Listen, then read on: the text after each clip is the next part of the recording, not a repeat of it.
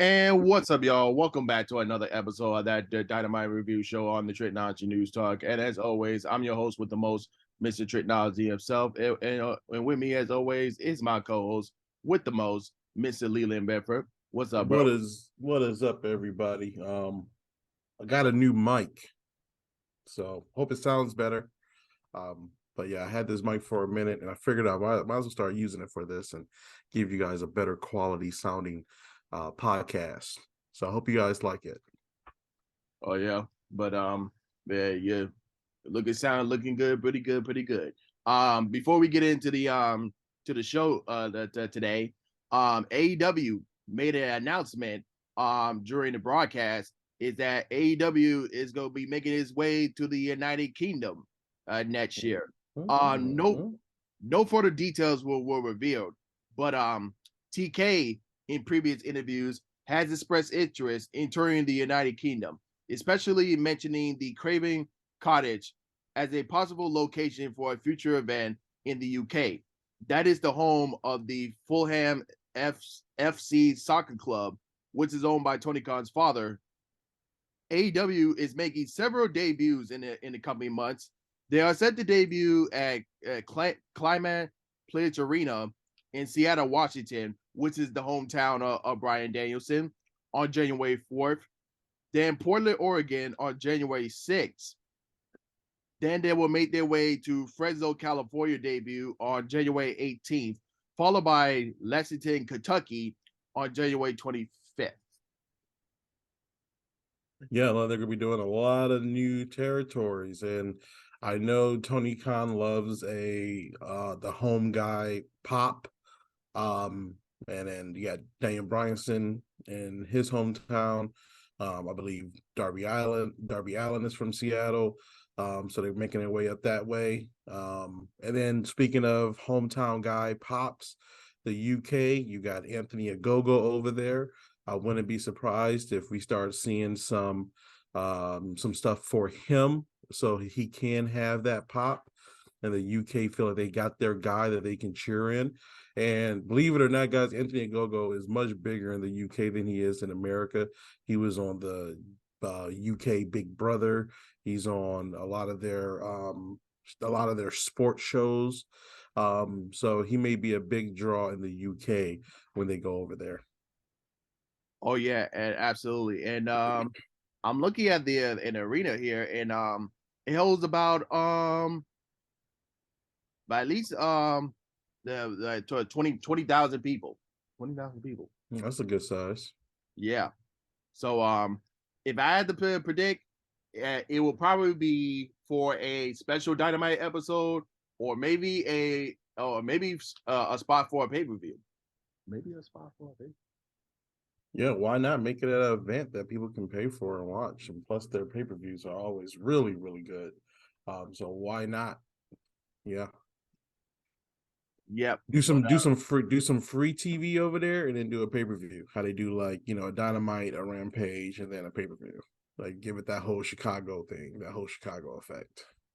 Yeah, that don't sound like a bad idea. Yeah, do a Dynamite and a Rampage in the UK, and then have a pay per view on the same week. That don't sound too bad at all. But we'll see. What's the plan for the UK in 2023? But for right now, we are on the road to Newark, New Jersey, in a couple of weeks for Full Gear, and this was the official start on the road to Full Gear, as we had a couple more matches was announced, which we'll get into a moment. But first off, we're going to get into the first match of the night, was the 8-man tag between with the Acclaim teaming with FTR against the Guns and Swerve in Our Glory. Now, pretty lackluster match to begin with, but we do see the story here. In case y'all didn't know, Swerve in Our Glory will be taking on the Acclaim for the AEW World Tag Team Championships, and I do expect FTR to go against the Guns at Full Gear. But we'll see. But what's gonna happen until then? Yeah, I think there were some pretty cool spots in this match. But I thought was pretty fun. I think As Boys looked at really good last night. They're really starting to kind of look like that heel tag team. I believe his name is Dalton Gunn. I think he is definitely the most improved in there. Um, I think when I first started seeing him, I didn't think he had like the passion for it, or like I don't know. It just didn't seem like he really enjoyed it, or maybe he was just still too new. Thank God for like that. Not thank God for COVID, but um, during COVID, he really took it. He really had time to practice. It was an empty arena, so he had time to really practice without the pressure of that arena there, and without a full audience. So I think it was really cool that he had a chance to practice there. And I think now looking at him, I think, or is it Colton Gunn? I need to know these. I just know As Boys. I need to look up their names. But yeah, he's definitely improved, and like he really came into his own, and he's more comfortable in the ring. And the other one is just a star, I think, already. I think he just lives it, he loves it. And he's just ready to kind of be that star like his dad was. Yeah, and so in the final moments of the match, Austin tried to mark the Road Dogg with his jabs. You know, where you do the punches and then you do the dancer with the knee. But Hardware locked in the sharpshooter, which if you ever heard Road Dogg's comments today about Bret Hart, but that's another story. But Bowens and Caster dropped Austin with a spinning slam and a mic drop, while Carlton put away the big rig to give the FTR and the Acclaim the victory. So after the match, FTR and the Acclaim had to stare down. So you kind of teasing that they will be having a match in the near future. So this is my prediction for Full Gear. So I think the Acclaim will retain the tag team titles, and I do expect we'll see a full heel turn from Swerve and betray Keith Lee. Yeah, there was some tension in the beginning of the match. Keith Lee did not give Swerve any kind of dap when he came out. So definitely some tension there. I knew Swerve and Keith was not going to be pinned in this one. When you got the Ass Boys right there, you can see Keith is really not, a heel. He doesn't do any heel type techniques. So they also could trick us that way, where Keith Lee goes full heel, and they keep Swerve in Our Glory going even longer. So that's also a card up their sleeve that they could play. So, but yeah, I think this is a really fun match. I like the spot where they did the suplexes off the top rope. Austin. Now I got his name finally came to me, but now that you said it. Yeah, but Austin, I think, is definitely a star out of the two, but Colton definitely has come a long way. And Acclaim, dude, I love seeing their pop. You can see Bowens really love getting their pop. Caster's rap was great last night, very topical. So yeah, I think this is a pretty fun opener. Yeah, pretty good over to start. Very standard, but yeah, it definitely has its stories going into to Full Gear. But Yeah, multiple stories being told at the same time here. yeah, but we'll see what happens in a couple weeks in New Jersey. And so after the match, we go into a video promo with MJF. So I don't know if you ever heard yet, but MJF, he's gone Hollywood. So he has been officially cast as one of the Hall of Famer family in the as Lance Van Richard. If you guys didn't know, they're a huge family group from the WWE, and so yeah, he's been cast as Lance Van Rich. So Awesome. yeah, so It they doing bring some yeah, eyes to AEW on that. yeah, so they doing a biopic film based on the Van Rich family, Dude, and I'm so happy they're doing this movie. Trico, in like 2017, I was talking to somebody in Full Sail. I told the guy, I said, hey, I think biopic wrestling movies are going to be really big in the next couple of years. And he said, oh, nah, not enough people care about wrestling, and no, I don't see that happening. I said, dude, do you know how big the wrestling audience is? Are you crazy? And then here we are. We got the Vince McMahon biopic, shows like Dark Side of the Ring, and then now this, and this is such a great story to tell. I'm a little jealous that I'm not the one able to tell it, but I'm excited to watch it. But you got all these, you got Hill, you got all this wrestling content outside of wrestling now. This is a great time for wrestling.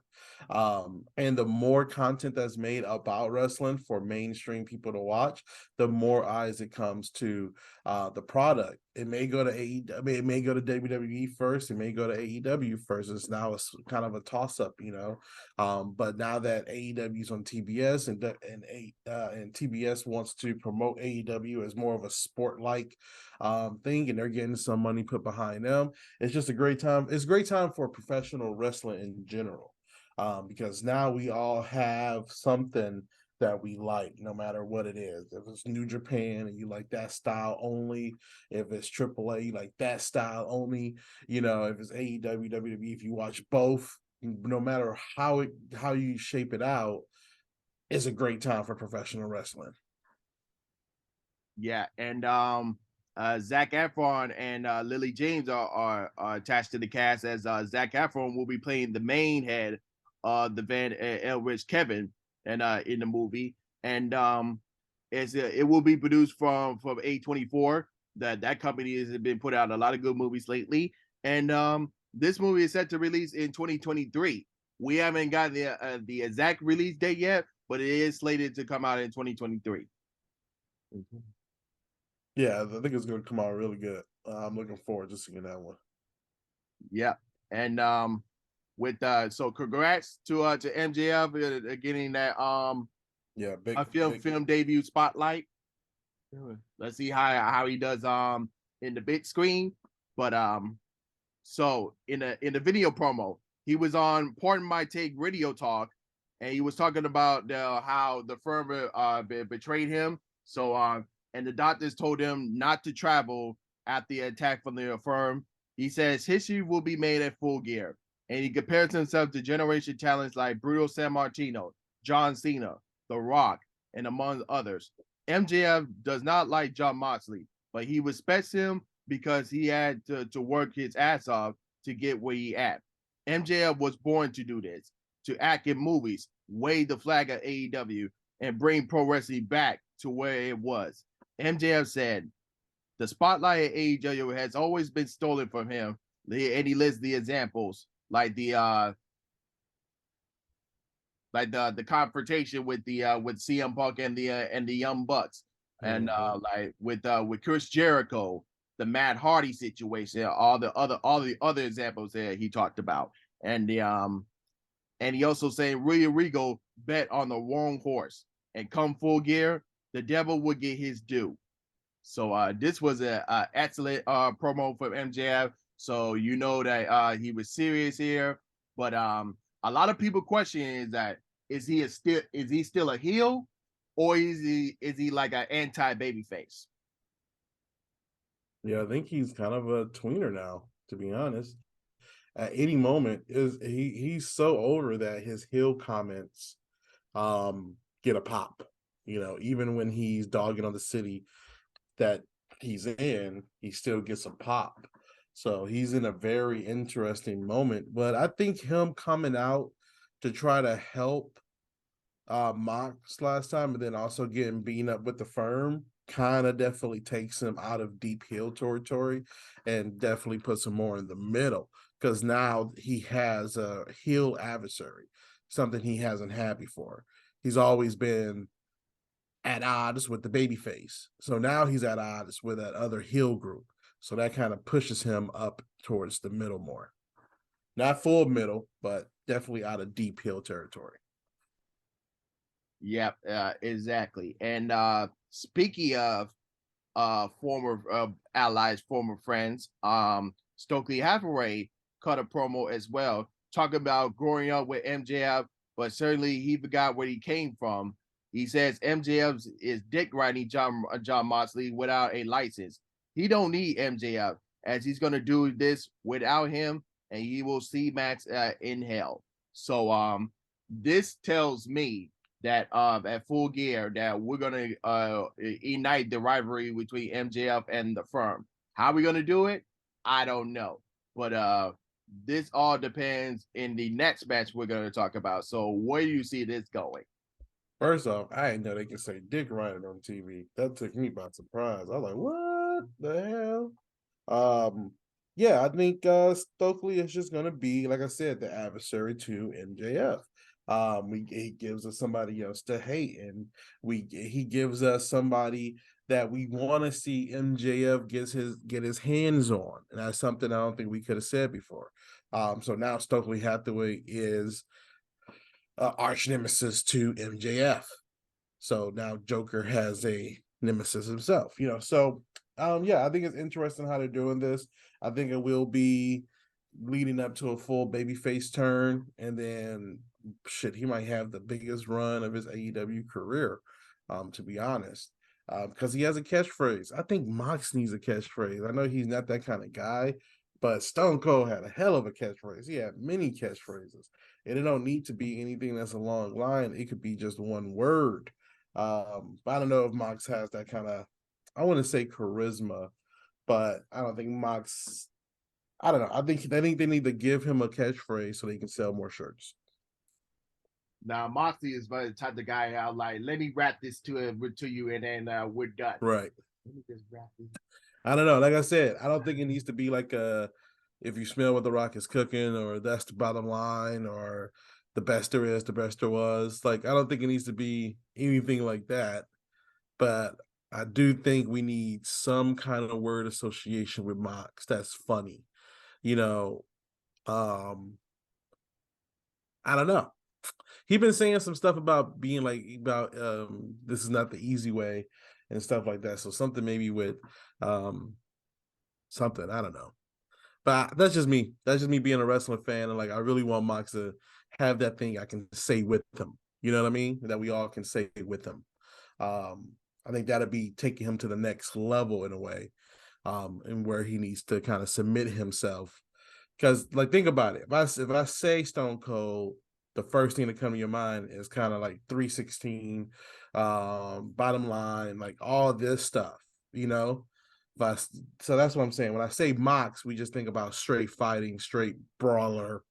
We need that one thing that we also can associate with him. Yeah, and we'll get to Mox in a second, but let's talk about Ethan Page versus Eddie Kingston in this first round in the world title eliminator tournament. So Excalibur did run down the history between Kingston and Page, ranging from their cage matches to their I Quit matches in the promotions like AIW or AAW. So this crowd was really into this match, but in the final moments of the match, Page leaped off to the second row back inside, but Kingston hit a Unagi in midair. It lifted up Page with more chops. Kingston tried to corner charge, but ran right into a Page power slam to cut off his momentum. Page wanted the Eagle's edge, but Kingston countered with a suplex for two. Sludge Fest ensured with Kingston winning that bout into a DDT for a close two. Kingston hit an exploder, locked in the stretch plum, but Hathaway took the ref as Page was tapping out.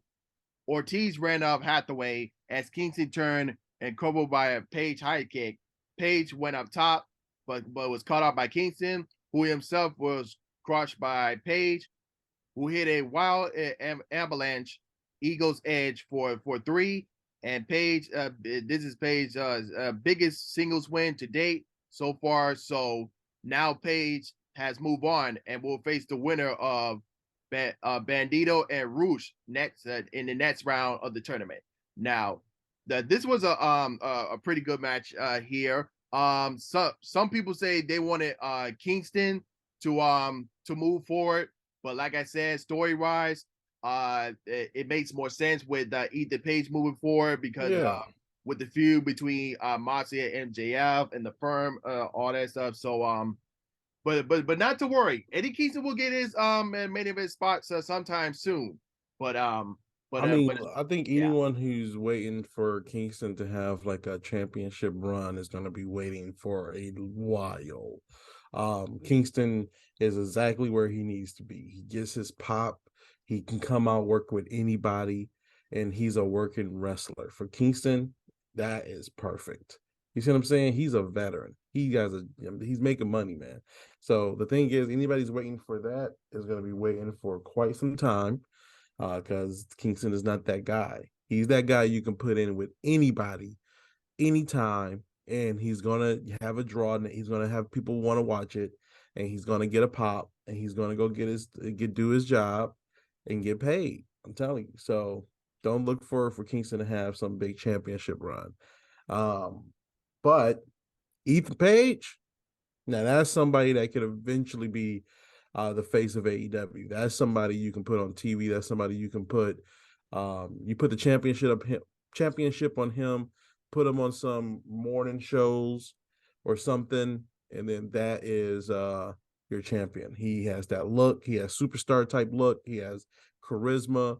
So Ethan Page going over, and also Ethan Page working his way up the ranks to be a part of that championship. Um, bracket will be the best way to go. Yeah. So like I said before, that we understand why Eat the Page to the win because of storyline. But any Kingston fans, do not worry. Kingston will get his spotlight soon. It's gonna come soon. Just be patient. Yeah, that's all. You're gonna be waiting for a minute, in my Yeah. opinion. And speaking of Bandito and Roosh, Renee Paquette was backstage with Joe the Assistant, Roosh, and Dark Order. Joe said he wants 10 there specifically because when Roosh wins, he likes 10.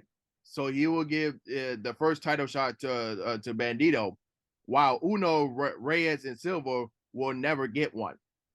Silver said Roosh and Roosh was Silver called Roosh a Roosh bag, and there was a pull apart with securities.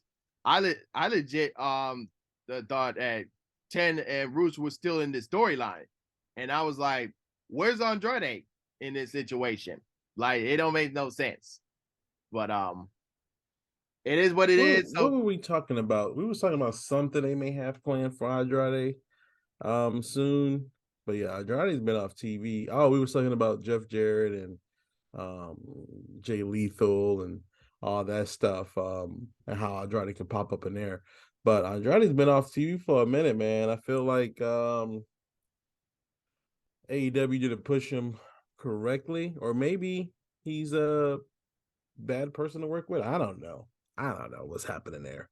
I know him and Sammy got in a big fight. Sammy came out on top on that one because he's still on TV. So we'll see what happened. I don't know, man, but it's crazy. But we got to get Andrade back. So in this situation, but in the ring, Ari Daivari was in the ring, with his trust Butler, and he said he wants the TNT to title, which immediately brought out Warlow to an impromptu TNT title match. This was real quick. Pop Up Symphony for the win, and that was it. So oh my god, that was just stupid. But the real fun was about to begin as Powerhouse Hobb was called out. He came out to the stage and Warlow said the TNT title will always be his and he will take every title in this company. And then Samoa Joe right on hand wiped out Warlow in the back of the head with the ROH television title and then put on the sleeper on him. And then Joe stared down at Hobbs at the ramp, who said he'll kick Joe's ass too. So, my question is, could we see a triple threat between Powerhouse Hobbs, Samoa Joe, and Warlow? Yeah, this was a big cross, right? I wasn't seeing it. I wasn't seeing it coming out of nowhere. I like heel Samoa Joe. Me personally, I like him better as a heel. He's great as a babyface, but this also gives Wardlow some some problems to overcome. This is like the first person that kind of turned their back on Wardlow a little bit, other than like MJ. Well, MJF really ain't turned his back. MJF just started treating him worse and worse and worse and worse and worse, to the point where he's just gonna take it anymore. So this is the kind of first person that Wardlow thought was a friend who stabbed him in the back. So it's interesting to see how he comes back from this one. It's kind of hard sometimes giving these big muscle guys these, like, really good kind of like stories sometimes when they're such like unstoppable force. So how do you do that? You put them against somebody else who's an unstoppable force. And then also think about all the training that Wardlow is getting right now, being in a program with Samoa Joe. And I'm sure he's probably learning some stuff from Samoa Joe, because he's always been a monster type wrestler. So I'm glad this is happening. Actually, all three of them, Hobbs too, is a monster type wrestling. So you got the students of Wardlow and Hobbs learning from the teacher of Samoa Joe. So it's only going to benefit Hobbs and Wardlow in the long run. But my take is two things. One, why we need to turn why do he, I don't know. I don't know if he's a full flesh heel. I don't know yet. But I don't know why they need to turn him, because the fans out there, they didn't boo him. They were still chanting Joe, Joe, Joe, Joe. So I was like, I don't understand what's going on here. And second thing, could we see a triple threat between these guys? And is it going to be for the TNT title, or are we going to get a winner take all match with the TNT title and the RH Television Championship? Oh wow! You make somebody a double champ in one night. Yeah, that's why I see this going. But well, we'll see about what's going to happen there. Yeah, this is going to be interesting. I wasn't seeing this coming. So, but anyways, like I said, I like Evil Joe more than I like Babyface Joe. So let's keep it going and let's see what happens. But you're right, the crowd was not buying the whole thing; they were still chanting for him. So that could be a good thing or a bad thing for Wardlow. Yep, but we'll see how this goes. So but the question is, if they do a triple threat, who's taking the pin here? Who's taking the pin here? Oh, I think probably Hobbs. If anybody, if anything, Hobbs. He's low. He's low man on the totem pole. We'll see. But Renee Paquette was backstage with Jade Cargill and the baddies, and it's official at Full Gear. It will be Jade, the official TBS champion, against Nyla Rose, who is now known as the self-proclaimed TBS champion for the TBS title. And Jay said she'll handle Nyla Rose on Rampage. And then, oh my God, you should have seen what Nyla Rose said on Twitter. I'm like, oh my goodness. Oh my goodness. What she say? Nyla Rose is funny, man. She has a really funny personality. Oh my God. Listen, we all like Jay, but if I had to keep it a buck, the only best match she had during this title run and this undefeated streak was against I would say against Athena. And this whole thing between Nyla Rose and stealing the championship, this is the only thing story wise that's been good. I'm just keeping it real. I'm keeping it real. I mean, Jade is just a wonder to look at, though, man. I mean, when she comes out to the ring, I know she's not that impressive in the ring, but she is impressive as a person, period. She is just a specimen to look at, man. Like, no way around it. She's like, give her the Knife Wonder of the World title. That's what kind of physique she has. But I see what you're saying. She's getting better over time. I think the last match she did, I really liked her energy in that match.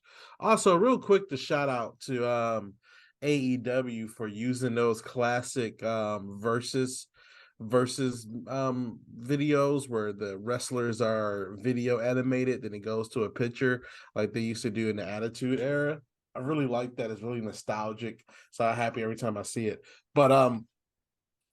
But yeah, man, Jade is Jade Bird, Like, she is not the best professional wrestler in the ring. She's pretty decent on the mic, but she looks great and she's money.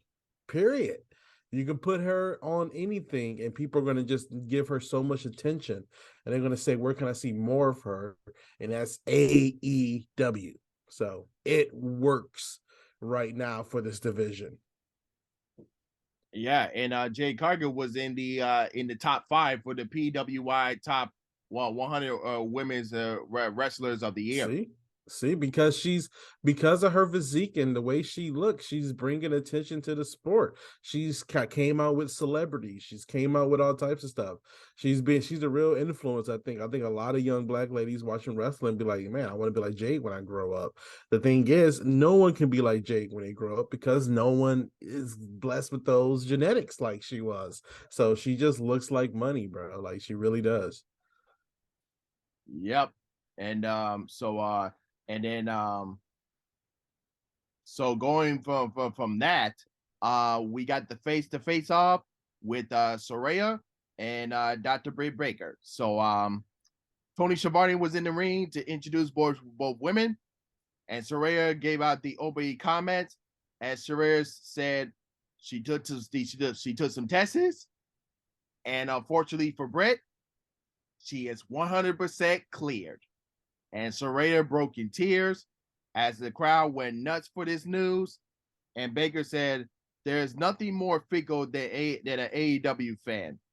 As the thing to make clear that she has built the AEW women's division for superstars like Soraya to come in. Baker said Soraya had the audacity to call AEW her house when she has never laid a single brick. Soraya is jealous of her, leaving her old house to walk in Britt Baker's house and don't take walk-ins, and bitch make an appointment, which even pops up even Taz at the commentary desk. Yeah, that was great. And Soraya said Baker was given her position by Tony Khan, fed QT Marshall's trainees, and been in front of the camera for 3 years. While Soraya has been in this game for 17 years, she has been hit by a car and wrestled the same day because she loves this business. Soraya says she has wrestled everywhere before wrestling was even a twinkle in her eye. Soraya has been embarrassed publicly and battled drug addiction publicly, giving her net to this business. This could be another opportunity handed to Britt, and this is the busiest match of her career. As Soraya versus Baker at Full Gear was announced and set. So Baker tried a cheap shot, but Soraya dropped her, which was formerly known as the Rampage. But now they gotta change the name because Rampage is now a part of a show, so they probably can't put it on the finishing move. But we'll see what's the new name. I don't know if they're gonna change it or not. But so yeah, she hit the Rampage to stand tall, and then she said, "This is my house." So, like I told you before, we was gonna get that announcement, and the crowd was popping when she said she was 100% clear, and so this is gonna be the main attraction to the to the women's matches that was announced in Full Gear. Now, here's my positives and negatives here. So this will be a great opportunity for those like who never seen Soraya or Paige, whatever you want to call her, in the ring since I would say 2017. That's when she first retired, and so this is a good opportunity to see her what she could do in the ring. And my negatives here. So we got 3 matches on the card for the women. Now, I feel like the Britt Baker and Soraya match is overshadowing the AEW Women's World Title match and the TBS Championship title match. Think about it for a second. Like when you had the big matches back then with like for example, The Rock versus Hulk Hogan, The Undertaker versus Shawn Michaels, or like all the dream matches like you would never think of, but it happened, and those matches like overshadow and outshine the important matches like the world title matches, like all that other stuff. So I think that's one of the big negatives here. So because people think that the AEW world title itself is kind of like an afterthought, and it's the women's division right now, the way it's been booked.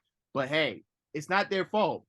Okay. So it is what it is. But I'm still excited for this match, and I can't wait to see Saraya back at action in the ring.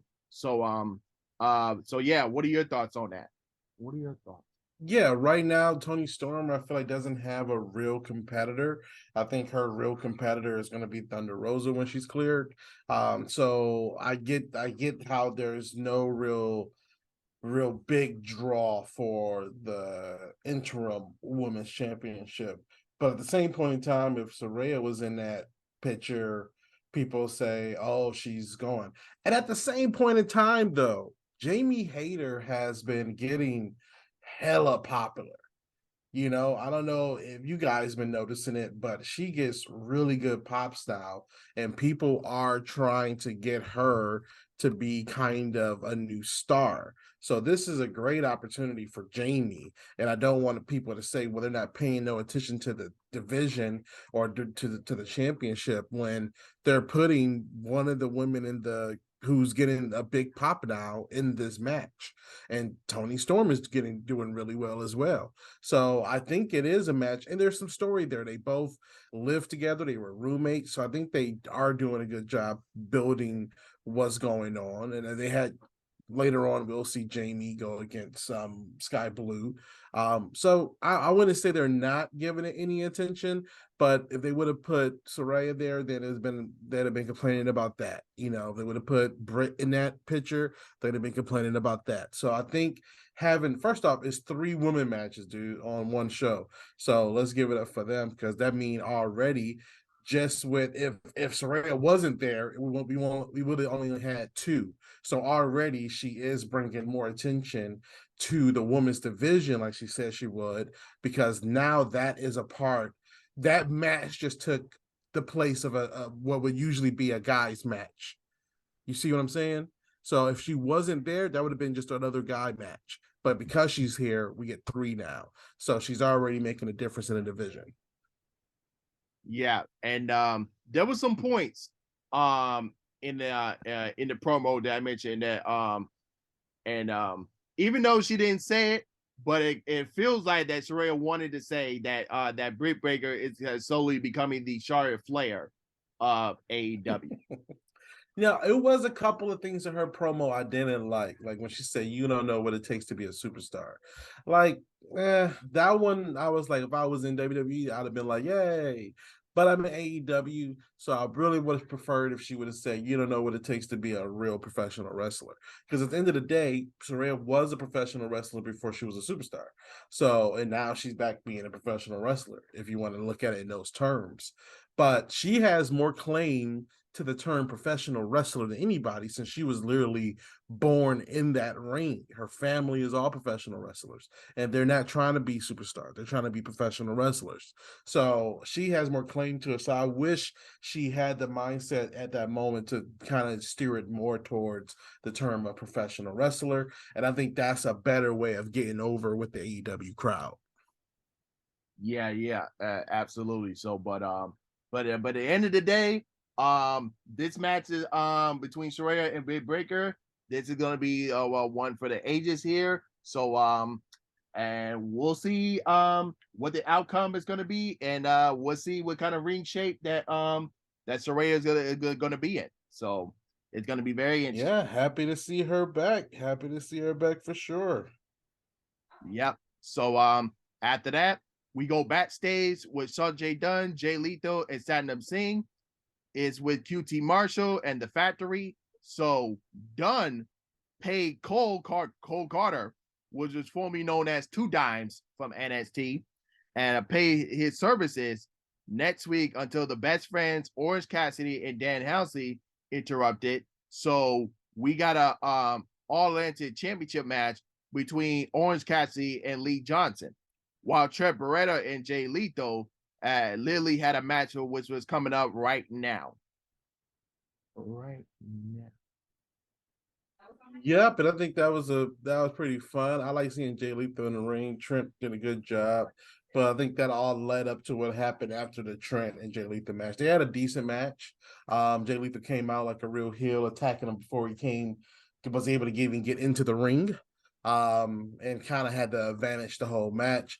Trent does a really good spinning DDT off the rope. He was able to get that in. It's always a thing of beauty when he does it.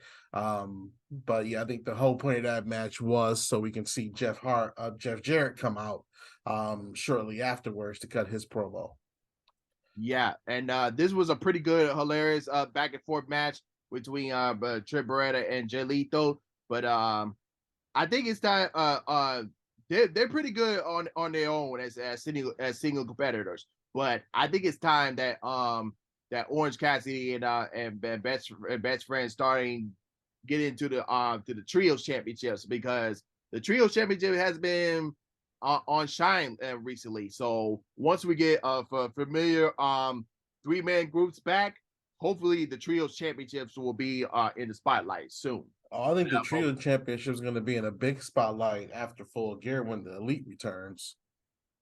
Oh yeah, we'll get to that in a second. But this was a pretty good back and forth match, and this ended with Lethal catching Beretta for the lethal ejection and for the win.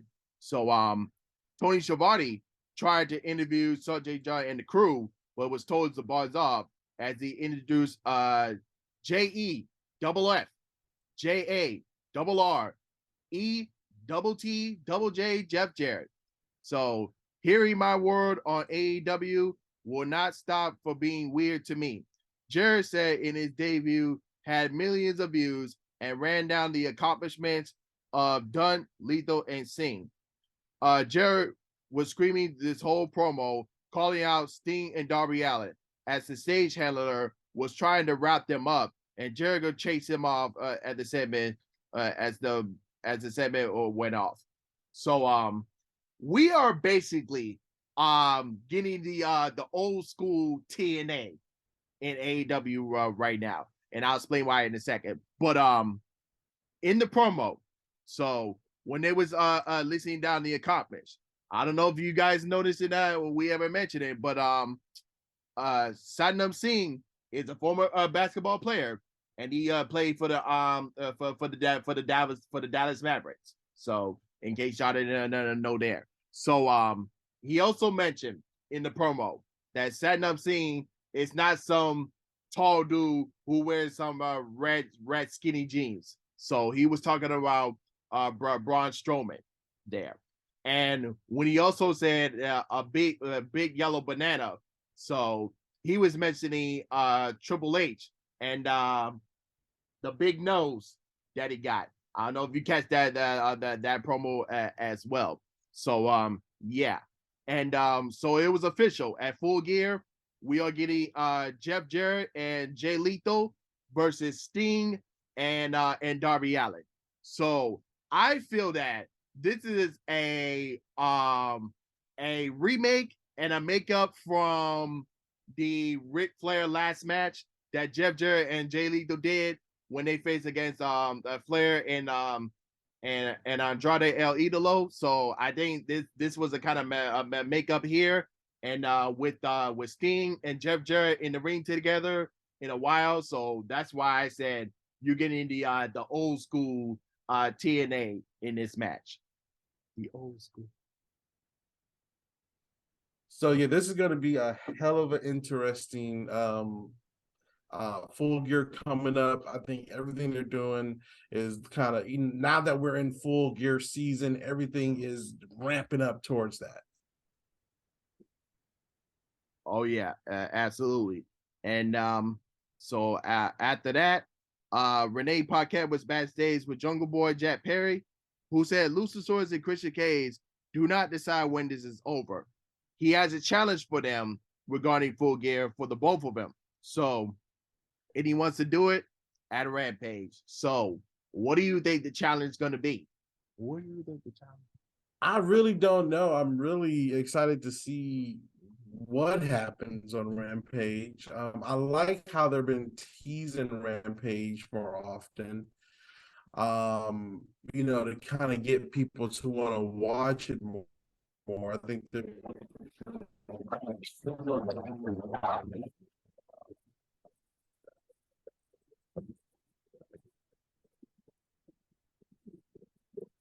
Oh, well, you might cut off.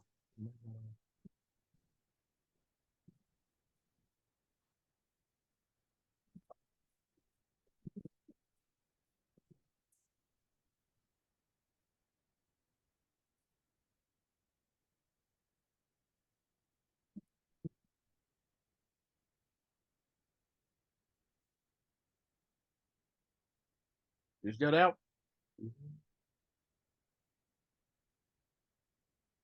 So while we wait for Leland to fix his mic there, Moxley came out to the ring with Lord William Regal and cut an in-ring promo. He said when he met Regal, he was 25 and full of piss and vinegar. Trico, you there? Yep, was there.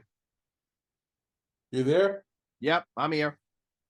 All right. I don't know what happened. Like we had a quick technical difficulty there. Yeah, but All right, good. Let me know if you still hear me. I'm switching. Can you still hear me there, Trico? yeah. Well, while you fix your mic, I'm gonna talk about the John Moxley in-ring promo. But All right. So going to there, like I said before, he thinking he knew it all. Moxley wanted to be just like Regal, looking for his respect. He picked the fight with Regal, who tortured Moxley. It allowed Moxley to work harder and come back to get his revenge. And that revenge was knocking out Regal's head off with a knee, refereeing their feud in FCW. He said this reminds him of a young MJF who he fought in 2020 at the All Out pay per view, and he beat him. And now MJF wants his revenge. Moxley said MJF put on an image of a tough guy pro wrestler when his mind buys his clothes at J.C. Penney's. MJF calls himself a pillar who don't know what it is like to have to carry anything on his back. MJF also called himself the devil, but Moxley said, I seen the devil, and MJF is not it. Moxley said he wants to know what MJF is made of, and at Full Gear, he's going to find out. Everything MJF has done up to this point has been easy. So, pretty good promo here for no, this was an awesome promo from John Moxley here, and at the end, what he said, MJF calls himself the devil. But Moxley said, I seen the devil. And MJF, now he is. And he was speaking real there. So you have your Jesus. Yeah. Yeah. You have your Jesus. That was, yeah. Go ahead. Yeah. Yeah. You have your Jesus. You have your Satan. You have your angels. You have your devils. You have your God and your devils and your heaven and hell. So Moxley has been through that. Because like we mentioned before, he was battling with alcohol addiction and how he had to become sober. So yeah, Moxley's been through that. So this was a great storytelling here to tell right here. And so this is pretty good. I definitely felt that at the end of that promo. I definitely felt. Yeah, definitely. I feel like this was a very believable promo. He looked right at the camera. You can feel it, like, and it's hard to kind of get that feeling across the TV, but you can really definitely feel what he was saying. And he said, "Listen, I've seen the devil. You ain't him." And it did for a second make MJF feel very small. I think in everyone's mind, like, oh, that was he really chinked his arm. Yeah, and like I mentioned before, when we was talking about like his promo, like he need a signature catchphrase, all that stuff, and he don't really need all of that. and like when he was yeah, in the ring, he was like normally he'd be this loose cannon, but like he was really calm in this situation. So and he still rapped with MJF here, telling him what's gonna happen and what's real and all that stuff. So yeah, and but pretty good promo there.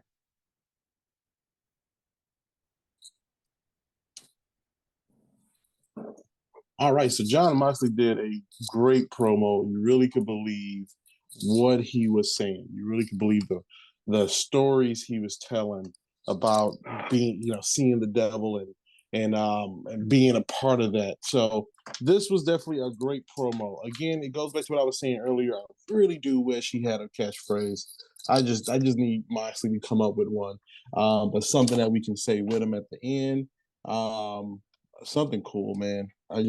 We just need that one thing. It's like the one thing that we can do to bond with our favorite professional wrestler again. So definitely great promo. William Regal is always great to have there.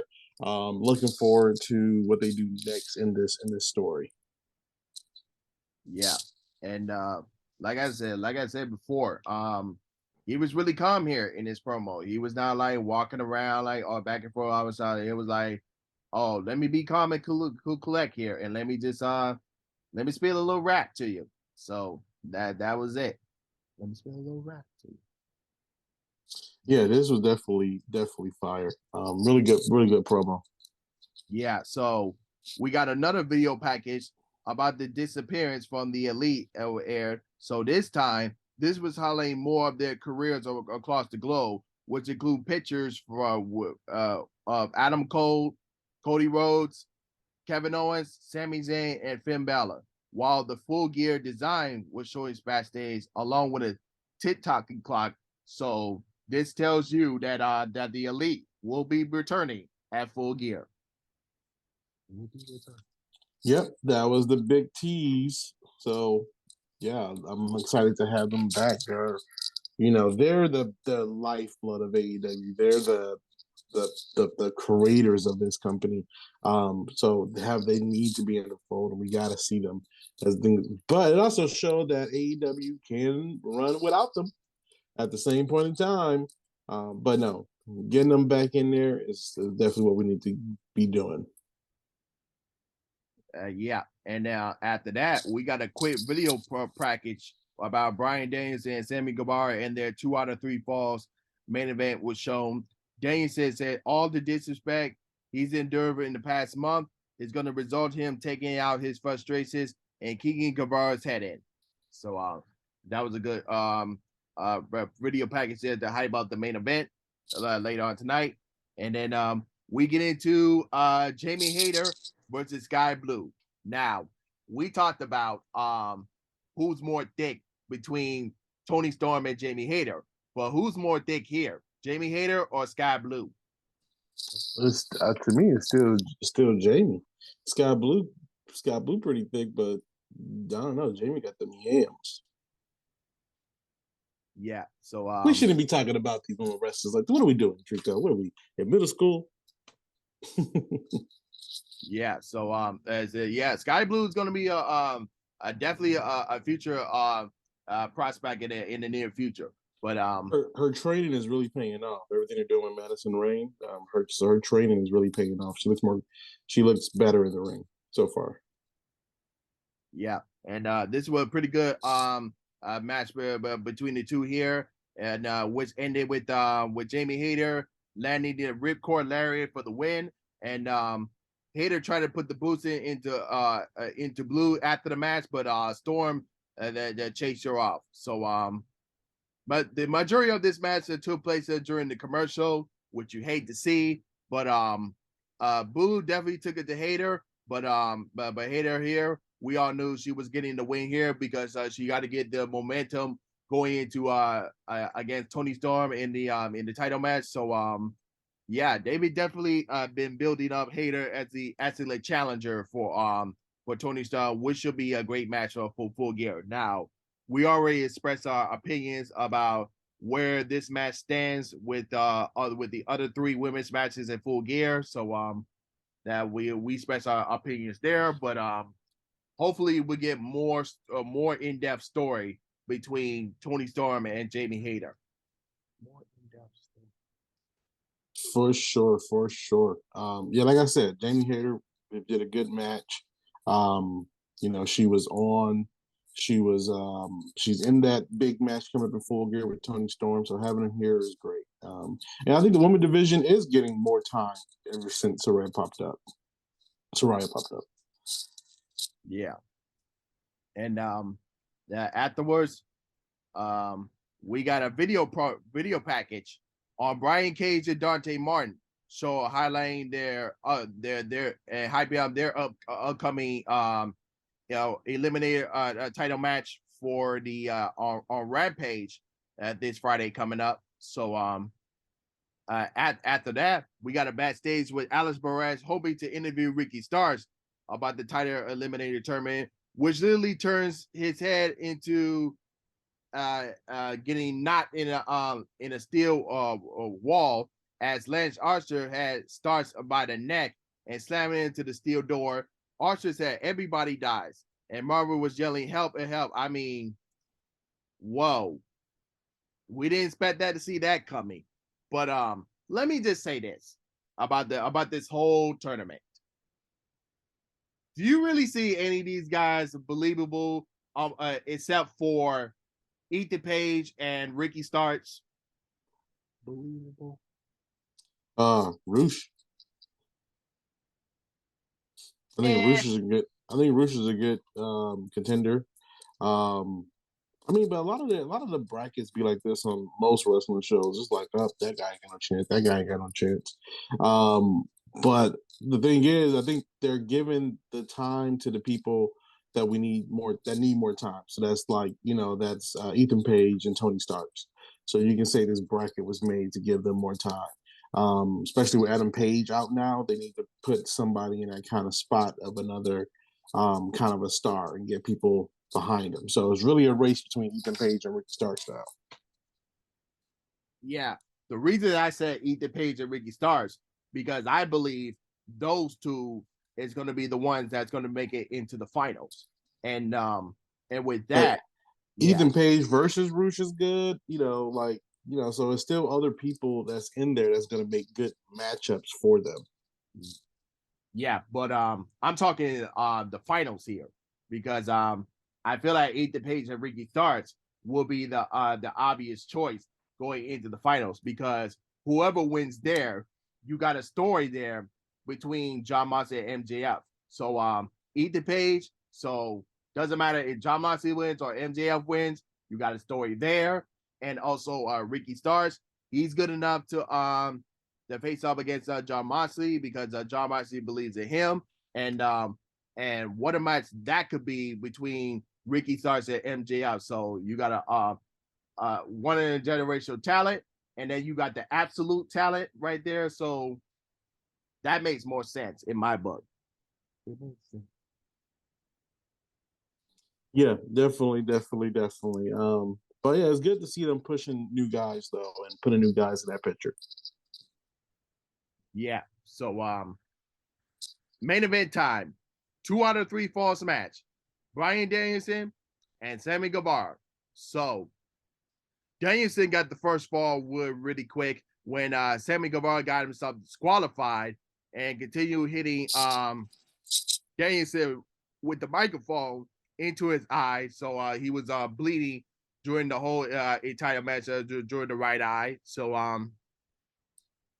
and then Guevara got tied it up with a pump knee and a GTH to tie it up 1-1. So that was your first two falls there. And in the final moments of the match, Guevara tried to hit a double jump cutter, but landed into a cross arm breaker, which Danielson transitioned to the label lock. As the crowd exploded, Guevara got the top rope break, tried to hit another GTH, but Danielson countered into a really nice poison rana. Guevara countered with a Brazil knee into the walls of Jericho, but Danielson got the roast break. GTS missed again. This time, Danielson hit the Bruce knee. Knuckles led into Guevara hitting the moonsault DDT. and went for the swanton. And Danielson got the knees up, avalanche elbows led into the label lock. Guevara refused to tap instantly, so Danielson cracked the arm, and Guevara verbally submitted there. So pretty good, absolute awesome, excellent main event. After those two falls, those guys really kicked this into gear. With Guevara having some close near falls, really think that he was gonna win this. So I definitely like this match more than the last match they had a few weeks ago, which ended into a TKO. But this definitely sets up the preview for the Fatal 4-Way that's going to happen between Guevara, Danielson, Jericho, and Claudio at Full Gear for the Ring of Honor World Championship. Definitely, this is a hell of a match. I mean, really hard hitting. Bryan Danielson said he wanted to come to AEW so he can bleed. He was bleeding last night, and I think he was bleeding the hard way. Really aggressive match, really hard hitting. I mean, Sammy was giving his everything to Danielson. I don't know, man. There may be some heat between them. That's how hard they were going at it. It looked like Danielson owed Guevara money. That's how they were going at it last night. But definitely, best match of the night was this match here. This was definitely one of the best matches of the night. It was the most hard hitting match. It was intense. They were going at it. I was thoroughly entertained during this match. Yep. And so, like I said before, this was definitely a good preview for the Fatal 4-Way match at Full Gear. So afterwards, we got the lineup for this Friday's Rampage. Orange Cassidy defends the All Atlantic Championship against Lee Johnson. Jungle Boy faces off with Luchasaurus and Christian Cage. Bandito faces off with Roosh, while Brian Cage takes on Dante Martin in the two opening first round title eliminator matches. And then the self-proclaimed TBS champion, Rhino Rose, issues the TBS title open challenge. I think Rampage is going to be kind of hyped this week. Not as hype it was last week. Yeah, last week was a good episode. I ain't gonna lie. Yeah, Rampage is starting to get a little bit better. They're starting to kind of find what they can do within this hour's time, and not try to cram it so much, but just make it a really good hour of professional wrestling. So I think they've been doing a much better job with it. Yeah, and they need to be live, so they got to face that. But yeah, what you think about this episode? Pretty lackluster at times, but we're really starting to build for Full Gear. So it was pretty all right. So we'll see what in the next couple of weeks how the road is gonna be. So the card is really stacked. So hopefully we don't get no shenanigans like we did at All Out. But we'll see how it goes from there. Indeed. I think this was a really good episode. The main event stole the show for me. Soraya saying that she can wrestle was a great news. The build between Moxley and MJF is getting better. Having them not in the same building tonight, but sending messages to each other was really good. But yeah, really good episode of Dynamite. I was thoroughly entertained, and I'm looking forward to more news about all the new places they're debuting. And that's the cool thing about this company. You get to see them grow and venture out and do new things and hit new milestones for themselves. And definitely going to UK is going to be a big milestone for the company. Yeah. So very exciting news for AEW this week. And we're on the road to Full Gear, y'all. So New Jersey, here we go. And other than that, anything else you want to wrap up before we wrap up? No, not at the moment, man. We're still getting empathy done. We're in post-production still. I'm having some laptop issues. So I got to get that fixed so I can finish the movie. But rather than that, everything is going good, man. Looking forward to seeing what come up next. Yep. And until then, we will see y'all soon. Peace.